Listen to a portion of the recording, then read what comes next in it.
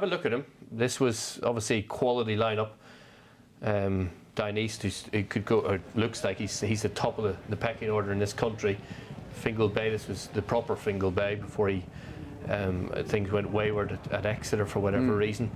And Carlito Briganti's in behind, so good yardsticks. He's unexposed. The race he won at Aintree, they missed out the final 3 fences with his son. I think if them fences were in, he would have been a lot more impressive. He jumps, he's by Domalco, the same of Sylvain Conti, the same of Neptune Colons. They're slow burners. To show this as a 4-year-old, he's a half brother to My Will, with the yard done so well. So he's a real interesting horse of a mark of 137. Yeah, and Carlito, who had Cheltenham winning form previously, he's still matching strides with them, sort of 2 out, isn't he? You could argue maybe it turned into a bit of a sprint, but the key to this horse is he's a terrific jumper. Yeah. They might not get many chances to run him in a handicap like this off 10 stone again. So in a sense, their hand is forced. If this is as good as it is believed, and when I saw him win at Aintree behind this time, I didn't have him pegged as a particularly quick horse. So speed might come into it. That was a real test. It's worth remembering. Cheltenham have had more rain than they have done in years, and you only have to look at some of the distances. Six horses finished in the Paddy Power. That's unheard of, isn't it? So it was real testing ground at the last 2 meetings, more so than usual. It might be more of a speed test this weekend, so that's something to bear in mind. But his jumping technique and his potential good weight and handicap mark are balanced against that. And still unexposed, only having his third run with Paul Nicholls. And by Domalco, as I keep saying, they just always improve with age. I like the way when he was headed, turning for home, he wasn't put to bed. He was almost closing the gap again at the finish. So I thought that was a good sign. Where do you sit with Walk On? He goes well fresh. He went well fresh behind another Paul Nicholls Domalco that's owned by John Hales in Alfaroff. Nadia de la Vega's in this race as well. This is the Paddy Power. Look how well they pull clear of anything else. He's finished relatively close up behind a horse who's fancied in a Grade 1. King George, at Kempton. So it was a solid effort. I think he's just found his niche effectively. Some people have thought, well, you know, throughout last season, where was he at? He was getting well beaten, but he was getting beaten by Q Card for Non-Stop and Bob's Worth. He was getting beaten by, you know, Grade 2 / Grade 1 horses.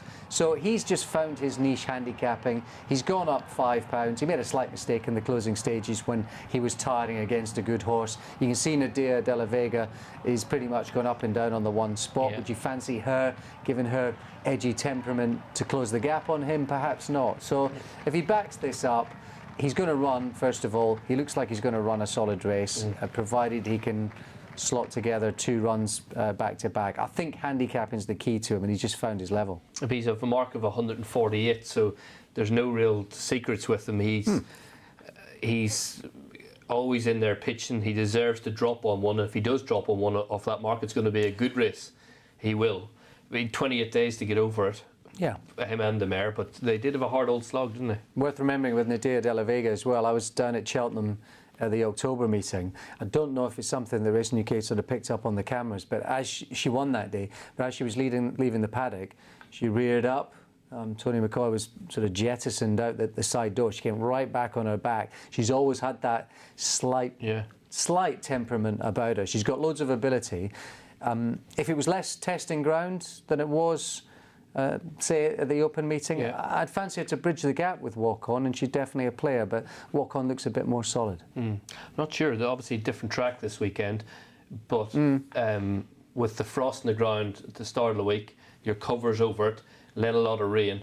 I think that there'll be very little help out of the ground. I think it'll be slow enough. Yeah, that's interesting, because sometimes it can sweat. Dead, does that mean there's more moisture? Does it just means there's no kickback off it. There's no help when you're going in and you're not really. It might visually, you're looking at it going down the starter over the first 2 fences. You think that's not too bad. They're not kicking up that much, but actually it's dead, tacky, hard work, tiring ground. Yeah, that Open meeting is as tiring as I've seen Cheltenham in the last half dozen years. It really was tiring.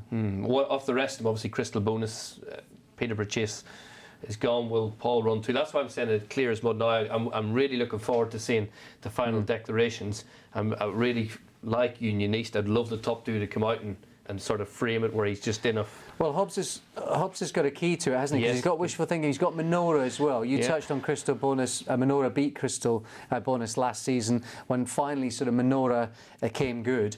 Alfarov perhaps just was feeling the effects of Cheltenham, where he made a really serious mistake at the top of the hill when they were just starting to pump on in the Arkle. But Minora, we know this is a horse with latent talent. His Cheltenham record is terrific. He won the Supreme Novice and the Great Wood in the same year. He also won the Grade 2 International at this meeting 2 years ago as well. He's got loads of Cheltenham form, he's got loads of ability. And if he wins... The key to him is he hits the fence, doesn't he? Yeah, if he wins Saturday night, you're going to be, well, it's Cheltenham form, mark of 160, placing the champion hurdle, he's top class. Of course he's going to win. If he pulls up after 4 fences Saturday night, you're going to go, well, it's Minora. But spring at Aintree, and although it was good to soft ground, I think that's the key.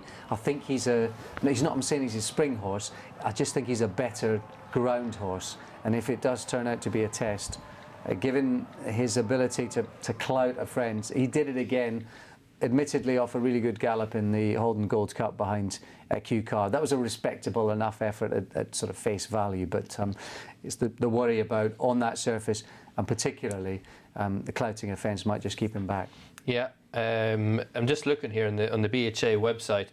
It was updated at 10:30 this morning. Good to soft in places. Hard frost forecast. Wednesday night -5.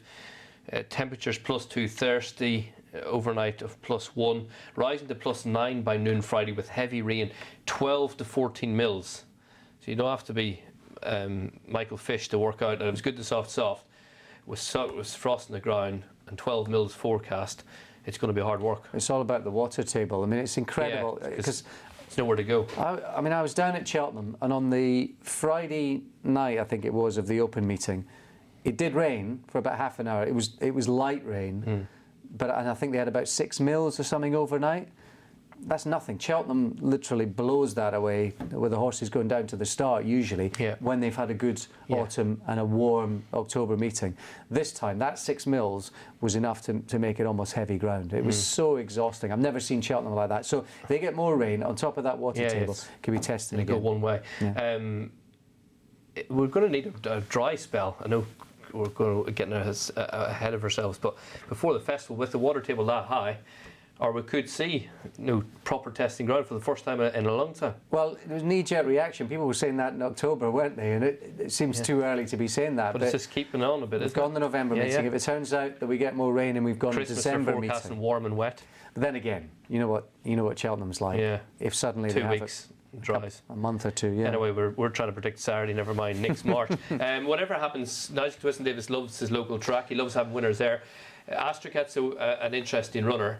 If he wins by 10 lengths, I don't think they'll enjoy it as much as they did last weekend at Aintree. Yeah, I mean, we can see him in action in a 2-mile contest, again at the open meeting. This was behind Shooter's Wood. Very different sort of horses, classier horses he's up against. He just got outpaced.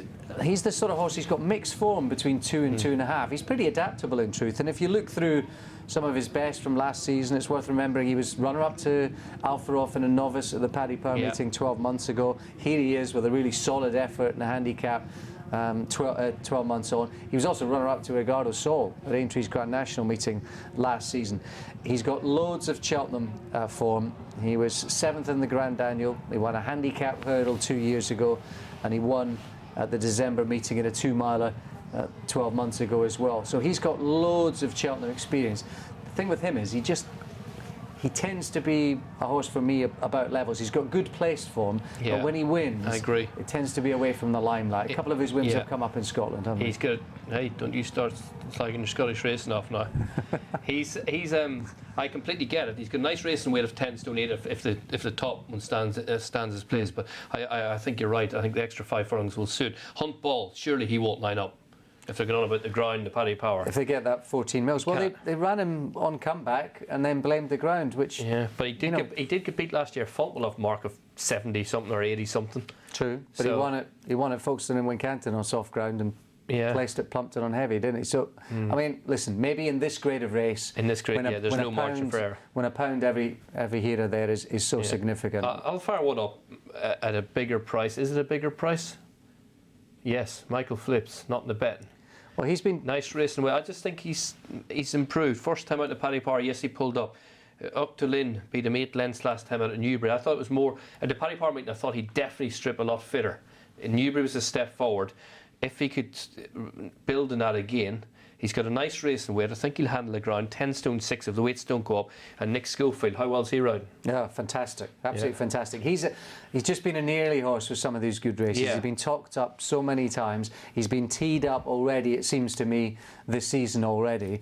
So I'd rather go with more solid form. A couple I'd mention, by the way, if wishful thinking does run, a lot of people will think, 11 stone 10. Too difficult. There's several horses have won off big weights in the past. Pockland won off 11.7, 11.8. Tamarind Blue won off 11.8. And Exotic Dancer, when he won it the year before, he was placed behind Coulter Star in the Gold Cup. He won it off 11.4 as well. Wishful Thinking has got some really interesting handicap form. By and large, you know him as a Grade 1 or a graded chaser, don't you? But you look at a couple of his handicap efforts, he was well beaten behind for non-stop at Aintree, but in handicapping terms it wasn't a disgraceful effort. And if you look at his effort at Punchestown back in 2011 when he won that novices handicap, he's weighted in and around both of those in handicapping terms. So strictly in handicap, never mind top weight, he's got a big chance. And the other one would be Notice de la Tour, given he ran behind Fleming Star last season. He also placed behind Blackstair Mountain, didn't he? I think in the Irish Arkle. He's got some solid form to his name, and he'd be quite interesting. The Pipes won this with Tamarind Blue. He no doubt will be fit. He wears his heart on his sleeve. He likes to get on with things, doesn't he? Yeah. And by the way, he was third to walk on in that Exeter novice where they had Zaynar in and amongst that. He's almost a stone better off for 8 lengths. So if you like walk on, in handicapping terms, Notice de la Tour is quite well in. The Pipes might have been thinking about it for a month or two as well, so you won't be surprised. He would be. Yeah, it's a fascinating race, but I'm really looking to see the final list, if you know what I mean, just how the weights. Do they go up? Do they stay the same? And what gets in and what doesn't run? So it's a fascinating race, live on Racing UK this Saturday.